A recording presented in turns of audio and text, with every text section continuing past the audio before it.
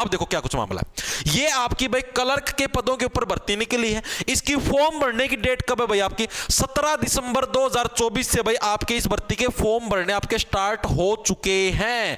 आज आपकी तारीख कितनी होगी? 19 दिसंबर हो चुकी है। परसों से इसके फॉर्म भरने शुरू हो गए थे भाई। लास्ट डेट कब है? 7 जनवरी 2025 इसकी आपकी फॉर्म भरने की लास्ट डेट है भाई। ठीक है, अगली चीज इसकी भाई आपकी एग्जाम डेट कब है भाई? फरवरी 2025 के अंदर इसके एग्जाम होंगे। एग्जाम की डेट भी एडवांस में आ गई है। फीस कितनी है? जनरल कैटेगरी के लिए 750 रुपए आपकी फीस मांगी गई। जनरल हो गया आपका, ओबीसी हो गया आपका, ईडब्ल्यूएस हो गया, सारे इसी के अंदर इंक्लूड है। बाकी एससी एसटी कैटेगरी है या फिर आपका एक्स सर्विसमैन है भाई, उन सभी के लिए 0 रुपए फीस, कोई फीस का प्रावधान नहीं है। उम्र कितनी मांगी गई है? 20 से 28 साल के भाई नर और मादा, कोई भी नर हो या कोई भी मादा हो जिसकी उम्र 20 से 28 साल के बीच में भाई, वो इसके लिए फॉर्म अप्लाई कर सकते हैं। सैलरी कितनी भाई? अप्रोक्स 46,000 के करीब आपको इसके अंदर सैलरी देखने को मिलेगी। तो ये सारा का सारा सिस्टम है।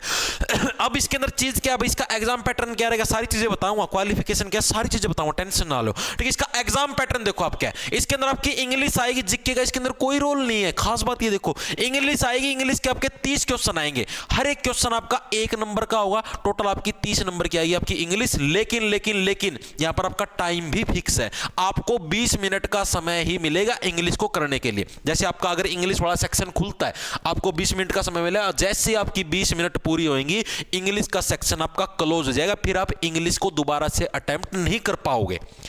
आने लग रही समझ में? यानी कि जो चीज एक बार खुल गई तो वो उतने ही टाइम इंटरवल में आपको पूरी करनी पड़ेगी। चाहे आपका पूरा हो या ना हो, वो दोबारा नहीं खुलेगी।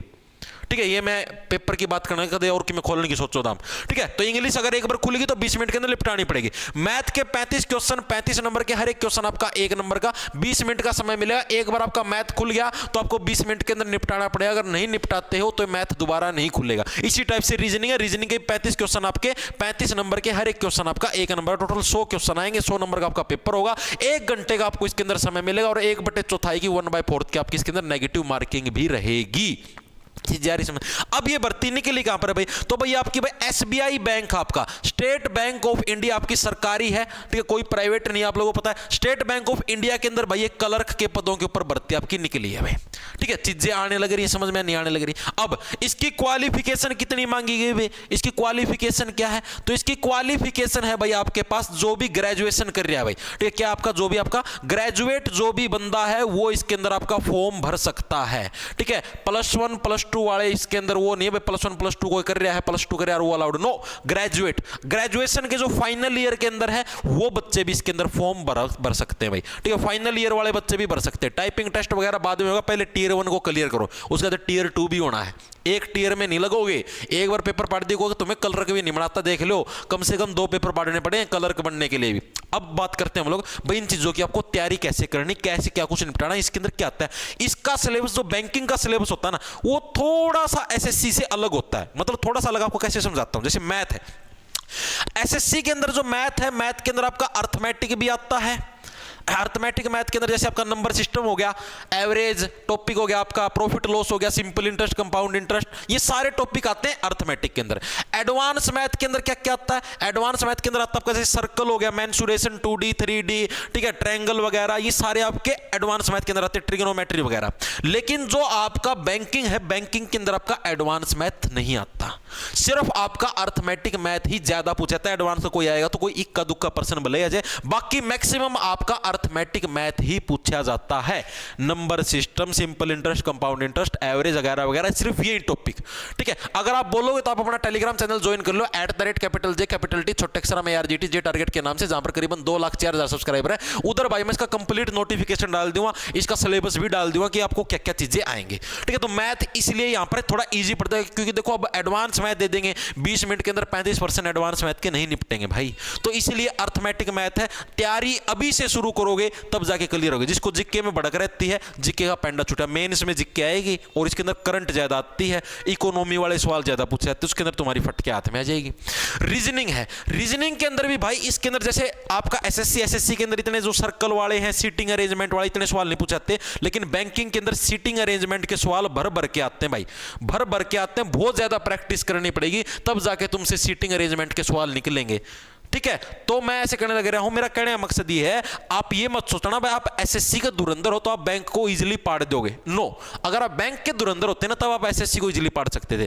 थोड़ा सा आपको काम करना पड़ेगा भाई। प्रीवियस ईयर के पेपर जैसे टेक्स्ट बुक का मैंने बताया, वहां पर जाकर आप लोग देख लो प्रीवियस ईयर के पेपर जो बैंक के अंदर आए हुए, आपको थोड़ा सा एक दो पेपर आप अटेम्प्ट करके देखो, आपको थोड़ा सा पैटर्न समझ में आएगा कि क्वेश्चन किस टाइप के पूछने लग रहा है। ठीक है, तब तक आपको यही नहीं पता लगा भाई क्वेश्चन किस टाइप के पूछने लग रहे, आप पेपर दोगे कैसे, तैयारी कैसे करोगे। ठीक है, सिलेबस तो दोनों का सेम ही होता है लगभग, लेकिन चीजें होती है कुछ चीजें जो इसमें अलग होती है। अब जैसे इंग्लिश है, इंग्लिश के अंदर यहाँ पर कंप्रीहेंशन ज्यादा पूछे जाते हैं। कंप्रीहेंशन मतलब जो पैसेज होते हैं, पैसेज के अंदर से क्वेश्चन हटाना, वो पोर्शन इसके अंदर ज्यादा पूछा जाता है। ठीक है, वोकैबुलरी वगैरह इसके अंदर कम आती है। तो यही चीजें हैं, मतलब कि बैंकिंग के अंदर और एसएससी के अंदर चीजें लगभग सेम है, लेकिन कुछ चीजें हैं जैसे कुछ एसएससी के अंदर अलग, एसएससी के अंदर वोकैबुलरी ज्यादा पूछता है। ठीक है, पैसेज वगैरह तो एक ही पैसेज होगा मुश्किल था। ठीक है, तो इसी टाइप से मतलब हर एक एजेंसी की, हर एक जो संस्था होती है उसका अपना एक पैटर्न होता है भाई, वो ये चीजें पूछेगा, वो ये चीजें पूछेगा। तो ये चीजें मैंने आपको बता दी हैं। आपको जब मैं नोटिफिकेशन डालूं उसके अंदर कंप्लीट सिलेबस दे रखा है। आपको जो एग्जैक्ट इन्फॉर्मेशन है वो जब आप प्रीवियस ईयर का पेपर एक अटेम्प्ट करके देखोगे ना, जैसे टेक्स्ट बुक है या किसी भी प्लेटफॉर्म से जहां पर आपका मन करे, ठीक है, वहां से एक प्रीवियस ईयर का पेपर अटेम्प्ट करके देखना आप। ठीक है, वो प्रीवियस ईयर का पेपर जब आप अटेम्प्ट करके देखोगे तब आपको एग्जैक्ट पता लग जाएगा कि भाई आपका किस टाइप के प्रश्न पूछे जाने लग रहे हैं। थोड़ा सा लेवल भी अप आता है, सीटिंग अरेंजमेंट के सवाल ऐसे नहीं आते एसएससी वाले जैसे बटुच्चा सवाल अगर हमने घुमा के जैसा दिए, नो, थोड़ा लेवल अप होता है।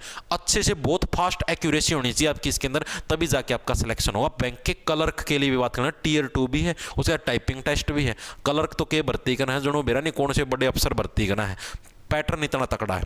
वैकेंसियां बम्पर मात्रा में है, अगर फिर भी आप तैयारी नहीं करते, फिर भी आप ये बोलते हो बेरोजगारी फैल रही, तो उसके अंदर आपकी गलती है। इतनी ज्यादा वैकेंसी होते हुए भी अगर आप नौकरी नहीं ले पाने लग रहे तो उसके अंदर आपका फॉल्ट है अब। ठीक है, भर भर के वैकेंसी हैं 2025 के अंदर, भर भर के। एसएससी के अंदर भी बम्पर मात्रा में, बैंकिंग के अंदर भी बम्पर मात्रा में, और रेलवे के अंदर भी बम्पर मात्रा में। फिर भी आप सिलेक्शन नहीं ले पाने लग रहे तो उसके अंदर कमी आपकी है, फॉल्ट आपका है, ना कि ना एसएससी